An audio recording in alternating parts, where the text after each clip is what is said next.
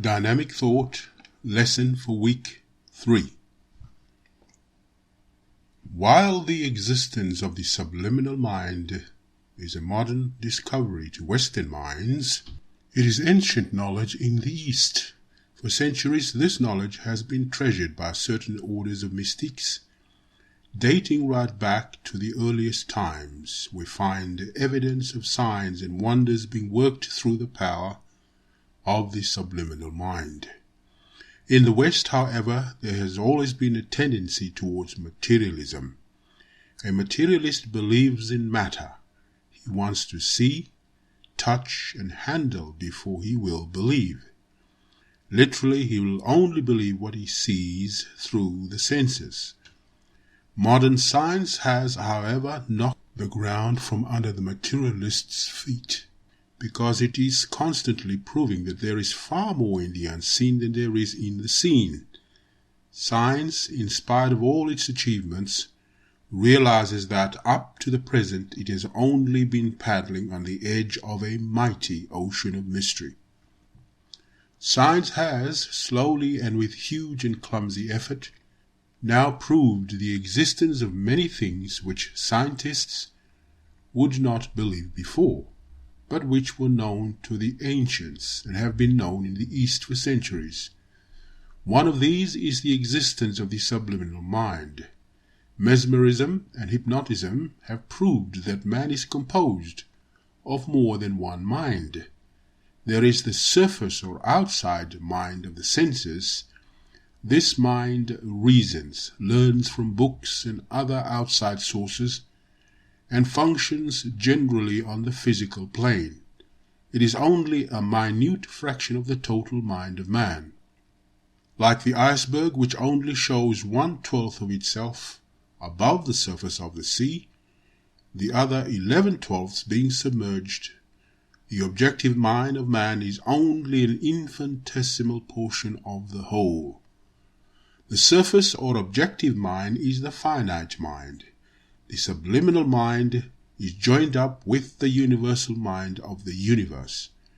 Therefore, it can never be measured. It is beyond comprehension, sufficient for us to know that its power is limitless, and that we can use this power in creating our lives anew and for the realization of all our desires. The subliminal mind is 1. Inspiratory, 2. Intuitive, and 3. Creative. It is the storehouse of knowledge and the powerhouse of energy. It is much more than all this. How much more, no one knows. In this lesson we will consider the first 3 descriptions in the order name. 1. Inspiration. It is through the subliminal mind that all inspiration has come to men. It was through this channel that Wordsworth, Shakespeare, Milton, Emerson, and all great teachers, preachers, and leaders have drawn their inspiration. All the good that has ever come into this world has been through inspiration, and all inspiration comes through the subliminal mind. All who have ever accomplished anything worth accomplishing have done so through the inspiration of their subliminal mind. That some are giants in their accomplishments and others pygmies is simply due to differing degrees of expression. Some express more of the power within them, some express less. The power is there, it is for us to express it. We cannot all be Shakespeares or Miltons, neither is it possible for all men to be Gladstones or Lincolns. But there is a niche somewhere in the world where we can each find a useful field of congenial work. We can, if we will, be guided by inspiration, find somewhere a field of labor where we can pour out our pent-up passion for achievement, where we can command a success beyond our wildest dreams. You, dear listener, have not been sent into this world for a joke. You have been sent to achieve a certain purpose, to accomplish something which no one can do but you. There is no one in all the world just like you, and all that you do is colored by your individuality. No one in all the world could do your work, just as you do it. There are fields of conquest in front of you, which no one but you can conquer. Therefore, listen to the voice of inspiration. 2. Intuitive. Those who learn to recognize the voice of intuition are brought into touch with infinite wisdom. They do by intuition that which other people can only do by cumbersome effort, if indeed they can do it at all. One who has developed this power has no perplexities, because all his problems are solved for him by his subliminal mind. He listens to the inner voice of wisdom, acts accordingly, and the result always justifies his faith in this inward power. President Lincoln, when confronted by a perplexing problem, used to make a habit of dismissing it to his inner mind and then going for a short walk. During his walk, he would interest himself in the birds and trees and other things around him, and then give no thought to the perplexity which was demanding an answer. When he got back from his walk, the answer would be ready. His subliminal mind had solved the problem. Others, puzzled by an intricate matter, may go to bed with the problem still unsolved, and awake in the morning with the solution of their difficulty already formed in their conscious mind. Or it might come to them like a flash while they are dressing. The subliminal mind has solved their problem. In the subliminal mind is all wisdom and understanding. You too can use this wisdom and understanding if you develop the faculty of inward hearing. 3. Creative. The subliminal mind is creative, being one with the universal mind, which is the creative power of the universe. It partakes of the same nature. The difference is not one of a kind, but of degree. As in the macrocosm, so in the microcosm. Just as infinite mind is absolute through the whole universe, so is man king of his life, master of his fate, captain of his soul, creator of his life and circumstances. Man cannot create a planet, but he can consciously form an image or picture in his creative mind, a picture of better circumstance, different environment, or definite achievement, and holding that image persistently compel it to materialize in his life and circumstances. This is not a fairy tale, it is a hard, common sense fact. There is nothing that has ever been accomplished by man that has not first been created and imagined in his mind. It is always the vision first, and afterwards the accomplishment. The difference between men is a difference of vision. The difference between their vision is the difference between their accomplishment. Some men create more than others. It is because theirs is a greater vision.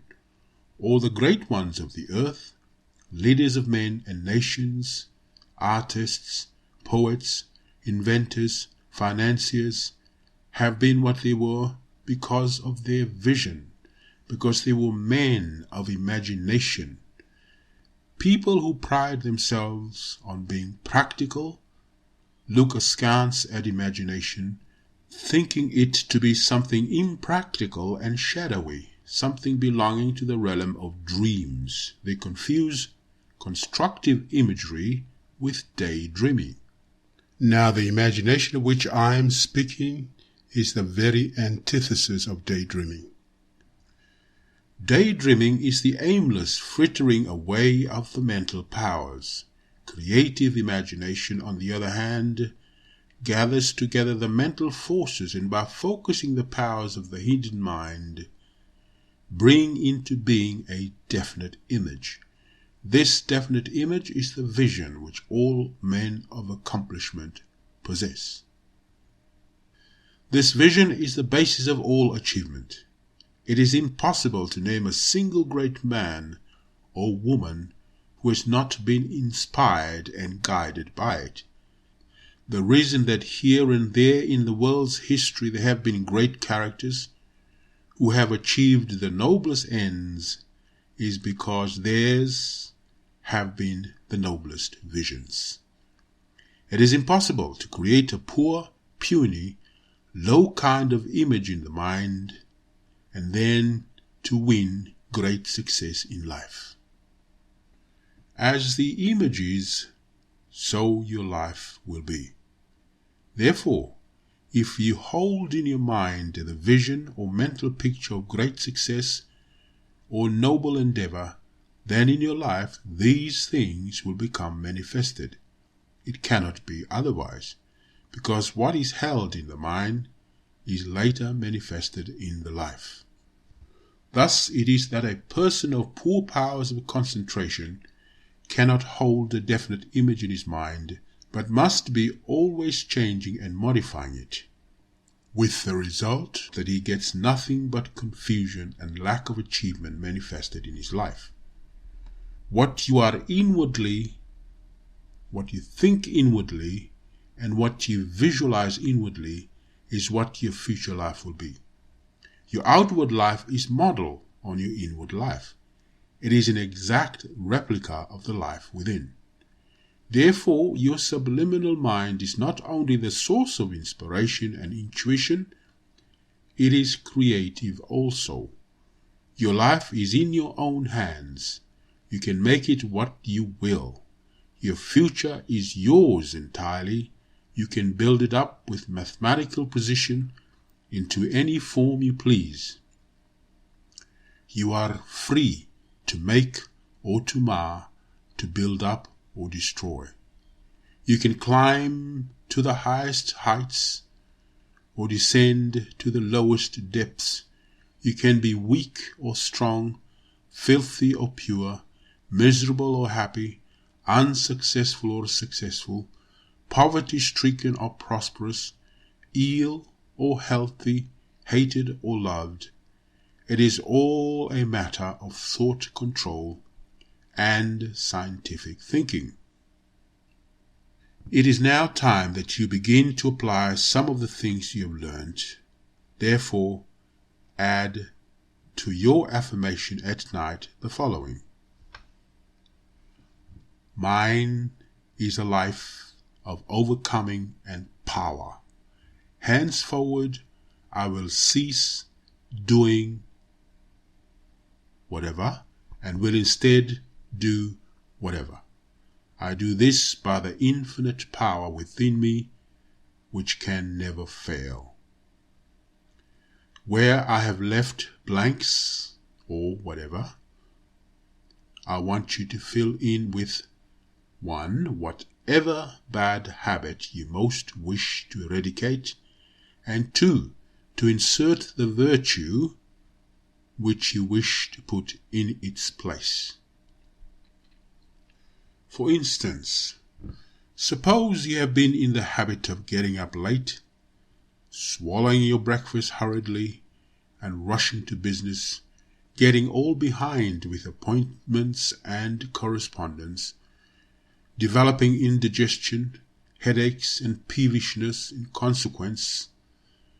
Supposing this was the case, of course I'm just using this as an illustration, you will fill in the words to suit, so that the sentence will read something like this. Supposing your proper time for rising to be 7 a.m., you say, henceforward I will cease getting up late and will instead get up punctually at 7 a.m. Or better still, you can command yourself to wake up at 6:30 a.m. and spend half an hour in meditations and the saying of affirmation. You will then be quite ready to rise at 7 o'clock. Immediately following the affirmation, visualize a picture of yourself waking in the morning. See yourself open your eyes and look at the clock. See that the time is 6:30 a.m. See yourself engage in concentration, meditation, and making of affirmations. See yourself look at the clock again, and at 7 o'clock, see yourself get up and go to the bathroom. The more clearly you can picture this scene, the easier you will find the task of getting up to be. You may not be successful the first morning or two, but if you persevere, you will find that you have, by the use of affirmations, complete control over yourself. The more successful you become, the stronger does your willpower grow. If you are in the habit of going to bed too late, you can add to your morning affirmation the following: henceforward, I will cease going to bed late. I will instead go to bed at 10. At 10 o'clock tonight, I shall feel sleepy and tired. I will then go to bed. After making this affirmation, visualize yourself as you will appear at 10 p.m. You are, we will say, sitting, reading, or working. You see yourself look at the clock.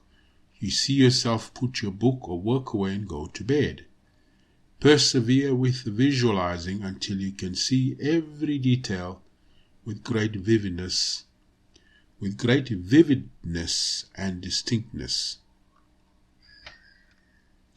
Make this affirmation and create this mental picture, and you will find that what you have affirmed and visualized will come to pass exactly as desired. Before you is unfolding a life of perfect self-control and overcoming.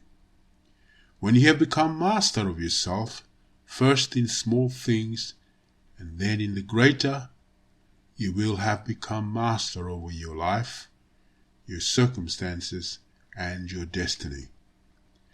Not only is it necessary that you should overcome habits in this way by reversing them, but it is also necessary that you should reverse all your wrong ideas of life and the universe, replacing wrong and harmful ideas by truth. One of the objects of this course is to dispel all erroneous beliefs and thus to change your mental outlook. In addition, it is necessary that you should reverse every thought and suggestions of a harmful character directly it comes to you. A thought may come to you such as, you will fail, you can never succeed. Now, if you allow that thought to enter your mind, it will weaken you, paralyze your efforts, and bring failure into your life, just as surely as the day follows night. Therefore, as soon as it comes to you, you must kill it by denial. In this case, you would raise yourself in thought to your perfect mental world and say, there is no failure. I am a perfect mental creature living in a perfect mental world. All the potentialities of the infinite mind are mine. I cannot fail.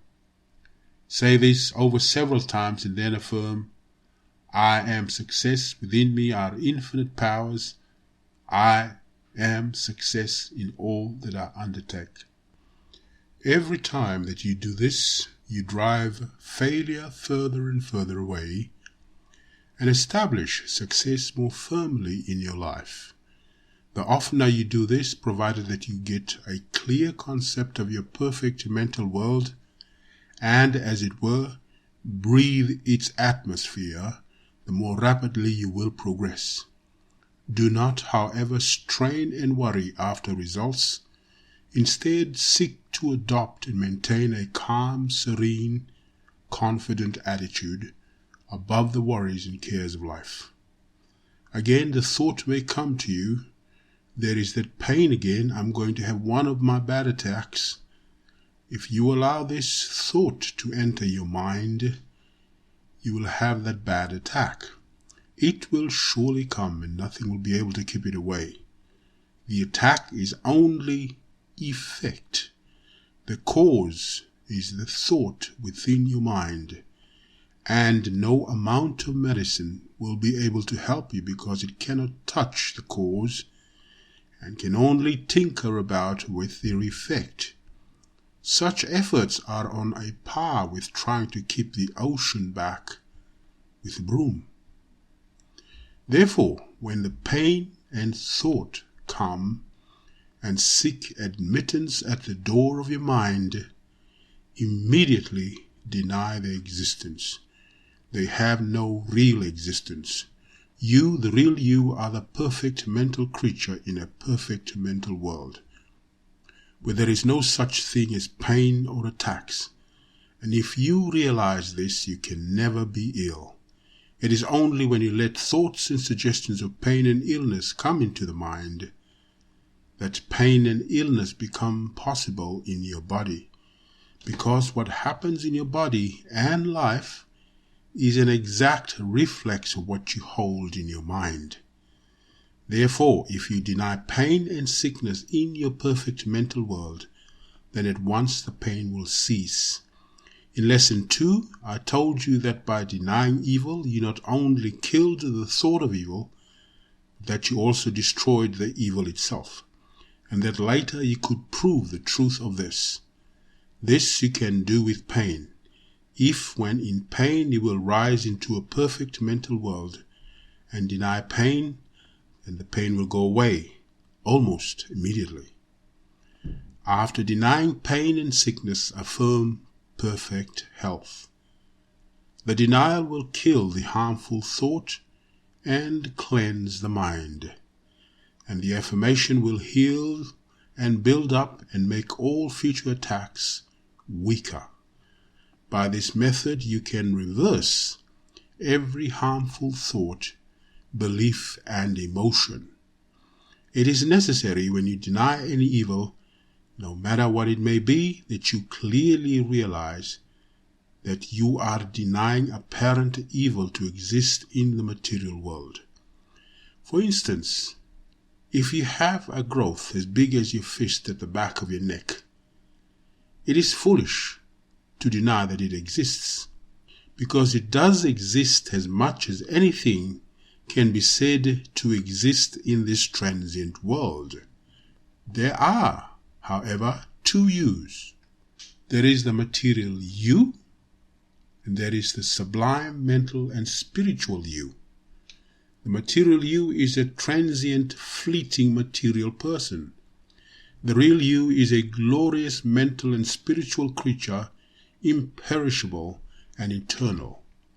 When you, the real you, raise yourself into your perfect world of mind, you leave the imperfect and coarse material body behind, and it is the sublime you, the perfect mental and spiritual you, who in a perfect world of infinite good, purity, and perfection, deny that there is a growth behind your neck. You, the sublime you, have no growth. It is only the material you which you have left behind, which has the growth. By raising yourself into your perfect world of mind, you transfer your consciousness from the material world to the transcendental world of infinite perfection, which our greatest philosophers and thinkers have always realized to exist around us and above us. This is why, as you raise yourself into your perfect world of mind, your pain disappears like the sound of a band dying away in the distance. It is because you have transferred your consciousness from a material world to a mental or spiritual one.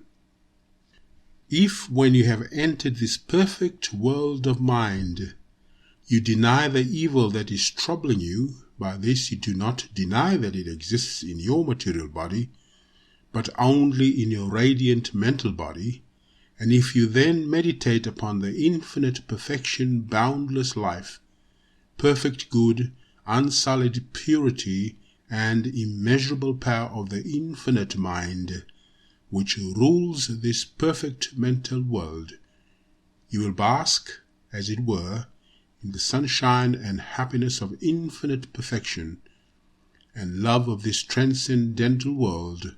Then you open your life and your physical body to the action of the universal mind, and your material life, circumstances, and body become more like the life of the perfect world of mind, and your body more like your sublime mental body.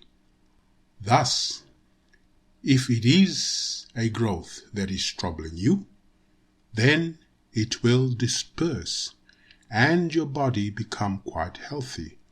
The clearer your concept of the perfect world is, the more rapid and certain are the results in your life, body, and circumstances. Every time you rise to your perfect mental world and deny evil, every time you realize and bask in the infinite perfections of the ideal world, each time that you do this, evil is destroyed in your life and body, and good is installed in its place. Therefore, the more you live in your perfect world, the more perfect will your life and circumstances become. Remember, therefore, to always retire into yourself and to rise into your perfect world of mind before making a denial and an affirmation. Meditation, to be pondered over between the hours of 6 a.m. and 9 a.m. and 9 p.m. and 11 p.m., especially just before retiring, is recommended. In the past, I have listened to the distracting voices of this imperfect, unsatisfying life of the senses. I have been pulled this way and that, by desire, by impulse, by uncontrolled emotions, and have been influenced by the advice of those who have had no inward knowledge. Henceforth I turn a deaf ear to all these voices, and listen only to the inward voice which always speaks with perfect wisdom. No more shall I be perplexed and worried, not knowing which way to turn or what to do.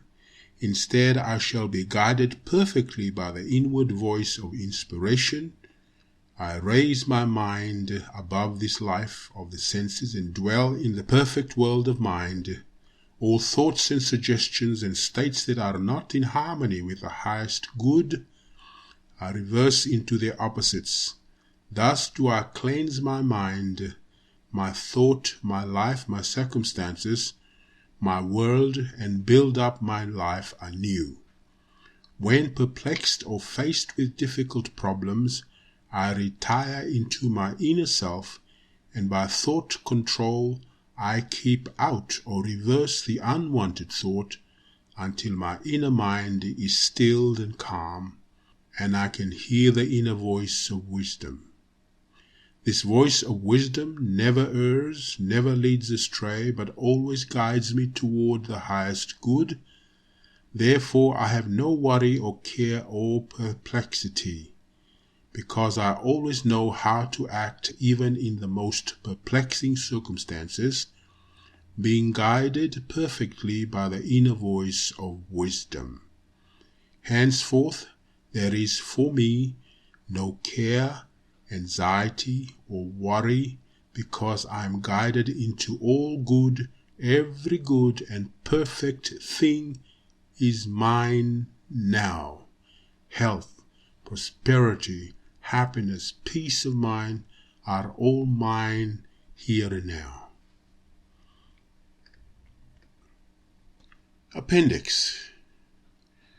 Having for this week past impressed on your subliminal mind that it can think constructively and drawing upon the all knowledge solve your every problem, it is now necessary for you to tell your subliminal mind that it does solve all your problems.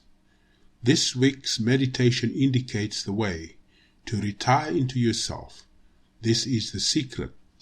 To most students, it is a difficult task to still the senses and inhibit unwanted thought. But it is comparatively easy if instead of trying to inhibit all thought and keep on concentrating upon it and dismissing every thought of care, worry, business, or anything to do with the senses which comes to you, it must be a thought which will draw you away from the life of the senses to the greater life of the mind and spirit. For instance, the Bible student might with advantage concentrate upon some such words as these: "Thou wilt keep him in perfect peace, whose mind is stayed on thee." Another might say with Emerson, "I am the owner of the sphere, of the 7 stars and the solar year," and so on, according to what your religion or philosophical views may happen to be. Or you can concentrate upon a mental image of infinite beauty and perfection, the future golden age, paradise, heaven, or whatever it is to you, the highest, most pleasing, and most inspiring. Continue to dismiss all other thought until all worry is killed and the mind and spirit are at rest. Then say in your own words something like this: "My subliminal mind draws upon the all-wisdom and solves every problem and difficulty." The life that lies before the student of truth is one of great glory, of infinite expansion and unfoldment. It does not, however, always appear thus to him. In order to test his mettle, it often appears drab and hopeless. Everything seems to go wrong, and the voices whisper, "Go back. Why trouble any longer? The pursuit is hopeless." If the student does go back, he proves that he is not worthy, and for him there can never be the steep ascent to God. But the one who will keep on in spite of all discouragements and opposition, and who proves his worth, passes on to a life of indescribable joy, of victory and achievement, of abundant health and peace of mind. I affirm for you the life of true freedom. Ye shall know the truth, and the truth shall set you free.